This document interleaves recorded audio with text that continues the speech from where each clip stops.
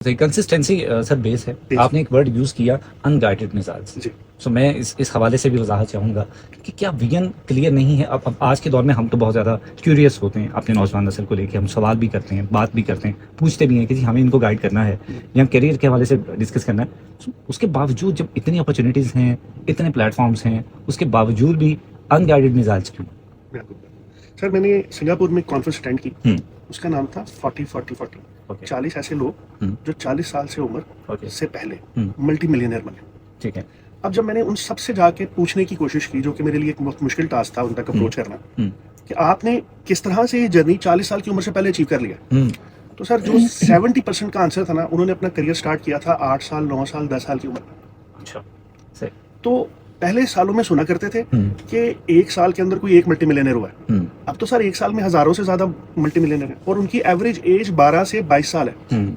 तो सर काम स्टार्ट हो जाना चाहिए 8-9 साल की उम्र से। बच्चे को समझना चाहिए और समझाना चाहिए, बताना चाहिए कि तुम्हारी पर्सनालिटी क्या है, उसके मुताबिक तुम्हारे हिसाब से करियर कौन से हो सकते हैं और तुम्हें उसको कैसे चूज करना है, उसको साथ साथ उसके प्रिपेयर करना है। सर अब आप मुझे बताएं, बाहर के मुल्कों में ये लोग जिन्होंने अपने करियर को चूज किया और उसके बारे में सीरियस है और फोकस है 8 साल की उम्र से, और हमारा 22 साल या 23 साल का बच्चा पढ़ने के बाद ये सोचता है कि मैंने क्या करना है। तो इन दोनों को आप मैच कर सकते हैं? मैच बनता नहीं जी। तो सर्टेनली जब आप अपना ग्रेस पीरियड गवा देते हैं ना जी, और एकदम लोड पड़ने के बाद आपके पास बहुत सारी ऑप्शंस आती हैं, तो सर उनको चूज करने की बजाय बावजूद भी आप उस पर पूरा नहीं उतर पाते, क्योंकि आपकी एक्सपेक्टेशन बहुत ज्यादा है, सीखा हुआ है नहीं। अल्टीमेटली मार्केट में जाके आपको अपोजिट रिस्पांस मिलता है और डेफिनेटली उसमें से फिर अच्छे रिजल्ट्स। बिल्कुल सही। मैं उस्मान साहब आपकी राय जानना चाहूंगा, चूंकि अदिल साहब जैसे फरमा रहे हैं। साहब ने इसमें एक बहुत खूबसूरत बात की कि जी हमारे यहाँ 22 साल तक जब बच्चा पहुँचता है तो तब तक उसे कुछ पता नहीं होता, फिर उसके बाद एक जो है वसीह तर जो ऑप्शन उसके सामने आ जाते हैं। इसमें बहुत बड़ा जो किरदार है वो हमारे एजुकेशन सिस्टम का भी है। जैसे हमारे एजुकेशन सिस्टम में जो बोर्ड कल्चर है उसमें एक क्वेश्चन मार्क जो है उससे बड़ी दुश्मनी है हमारी। बच्चों में वो इनकलकेट नहीं किया जाता कि वो बचपन से, जैसे 7-8 साल का बच्चा है तो एक वाई जो है, अगर उस वाई से दोस्ती होगी, एक क्वेश्चन जो है उससे दोस्ती होगी और उसको स्पेस दी जाएगी हमारे एजुकेशन सिस्टम में, लोग सवाल पूछें, ठीक है, और वो इस चीज़ पे रिलाई ना करें जो उन पे इंडोर्स किया जाए सोसाइटी की तरफ से, एल्डर्स की तरफ से।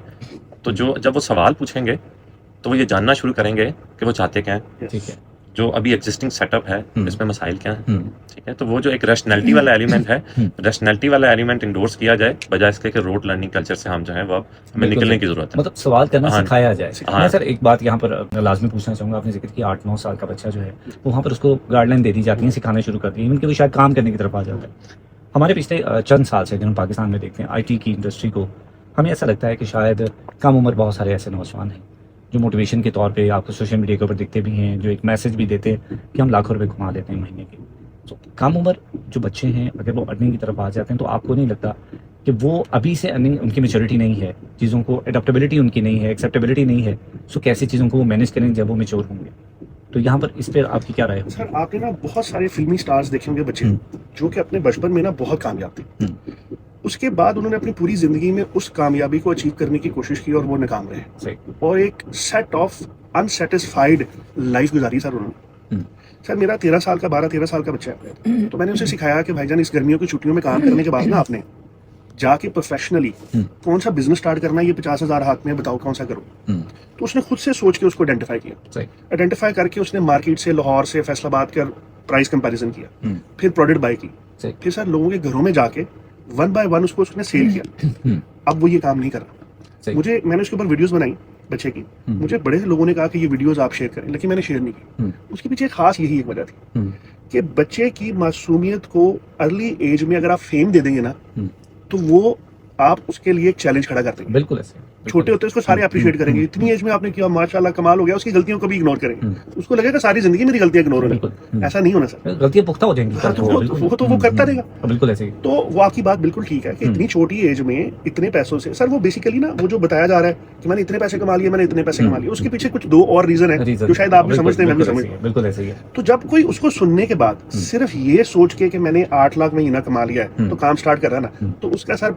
बेसिक बीज जो लगाना वो गलत है। बिल्कुल सही। और वो गलत लगने की वजह से वो कभी उस पर थ्रू हो ही नहीं पाएगा। वो अनगाइडेड मिसाइल यही वाला है। बिल्कुल सही, बिल्कुल उसका टारगेट ही नहीं कमा लिया कैसे, कौन सी स्किल से, वो फोकस जब हो जाएगा ना जी, तो फिर और वो फोकस अंदर से निकलना चाहिए।